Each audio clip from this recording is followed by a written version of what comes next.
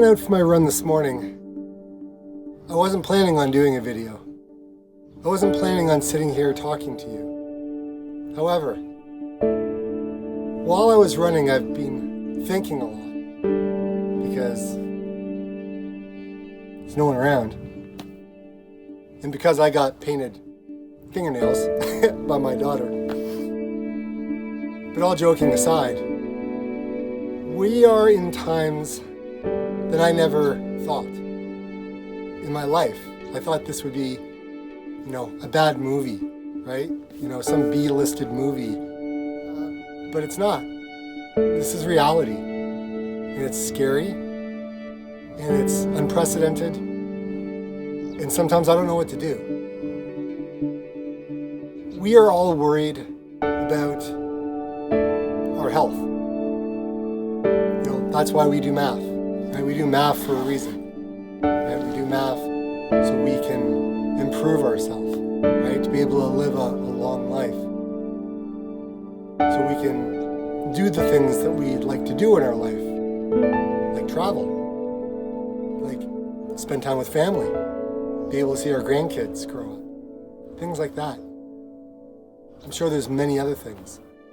However, we've been put into a situation where we now have to make ourselves, we have to look very, very inward to ourselves.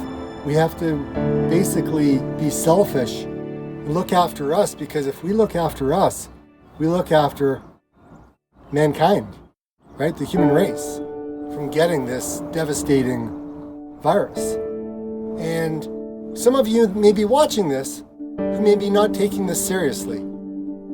I have friends of mine in the front lines of this that are suffering immensely. If you would like to hold your breath for a minute and a half, try even doing 2 minutes. Probably won't be able to do it. You may be able to make 60. You may be able to make, a little bit more than that. But most of us, we can't hold our breath that long. We gasp for air, after we've started to breathe again. Can you imagine if you're living like that? My father passed away about 6-7 years ago. And while he was on his deathbed, he had fluid in his lung. Right? His lungs just couldn't do it anymore. And he was 84 years old. And he lived a good life. He was 84. Could he have gone longer? I'm sure he could have. But he passed. And some of you around the world are going to have friends, relatives, family members, colleagues who are going to die. Most of us will recover, right? We'll recover, and our economies will recover. But the people that we've lost, they're not coming back. So for all of you who are not taking this seriously, look at the stats, look at the numbers. When I looked at the numbers, I'm looking at, I'm a Canadian, so our numbers are really low. I think we're 3,000 cases, and we've had, I think the death rate, I think we have is, I don't know, it's very, very small. And you know what, I can't even, I knew, but it's off the top of my head. But you look at what's going on over in Italy, and my heart bleeds for them. My gosh, you've lost, I'm sure by now, 7,000 people, right? Your infection rate is spiraling up to 70,000, right? The United States, right? You guys are up at 60,000 right now, and it's like this, right? You've got people in New York who are terrified. You've got, the government that's only sending, I think they sent 400 ventilators when they need 30,000.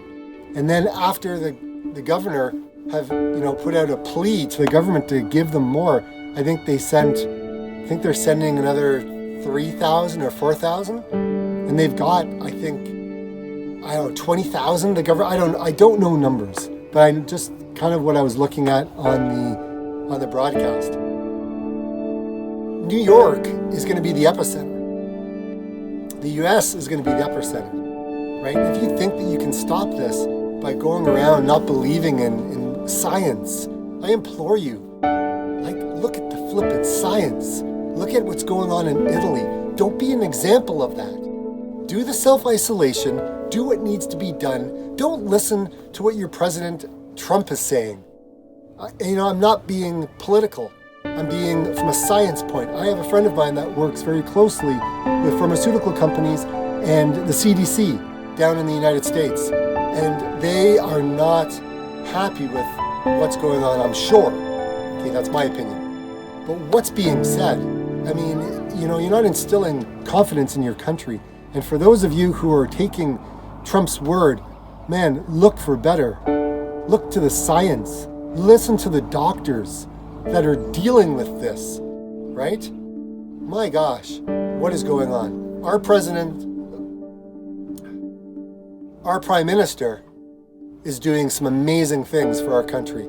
I mean, we're probably very close to going into a lockdown, right? I mean, right now we're essential businesses. I'm essential, apparently. I'm a real estate agent.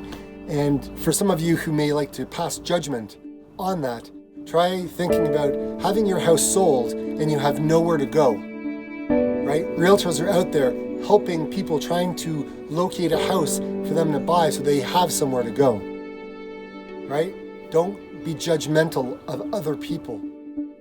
Get the facts, do what's right for your family, and just really be kind, be considerate, right? I just saw a number of videos that have been posted online about elderly people getting in fights with people less their age, with younger people over toilet paper. For crying out loud, really? Is that kind of how we are now? One lady, she had, I think, about 4 packages of toilet paper in her cart, and she's fighting over one of the last ones, or actually I think the last one, with this elderly lady who must have been in her 70s. For crying out loud, people, we are humans. Be kind to your fellow people, okay? I just needed to post this. I needed to do this because the insanity that I see out there, people listening to Fox News and believing what they hear, shame on you. People listening to One American News, shame on you. It is terrible. Listen to what the doctors and the nurses and the frontline workers have to say on this. Listen to the researchers, right? Don't listen to politicians. Get your facts straight, people. And treat people with kindness, honesty, integrity, right? Be that friend, right? Join into your community and Facebook groups trying to figure out how you can help other people. That's what this is about. Yes, social isolate, distancing. Yes, we have to do that. I go out for my run every day just so I can keep my insanity at bay, right? I need to be able to keep sane. I got to be able to figure out what I need to do for my family. Yes, we're all suffering. All of us, we're in this together. Together, people. We're in this together. So, now that I've had my rant, I'm going to go back to my math training because that's something that I can control. And I choose to eat healthy. I choose to be responsible. I choose to only buy what I need. And I choose to run every day for my health. And I haven't been doing that over the last week very well. So, I'm going to go be selfish now, and I'm going to go do my run. I wish you all the best on your runs. I wish you all the best in your training, and let's hear some positivity about what you're doing for the community. I'd love to see that in the comments. What are you doing to make a difference for your fellow community member, right? In your town, in your city, right? Let's spread positivity around the world, people. Okay, we're better than this. All right? So with that, thank you very much for listening to my rant. From one Canadian to the world, I'm going to go run now, okay? Bye, everybody. I wish you and your family well, and spread happiness.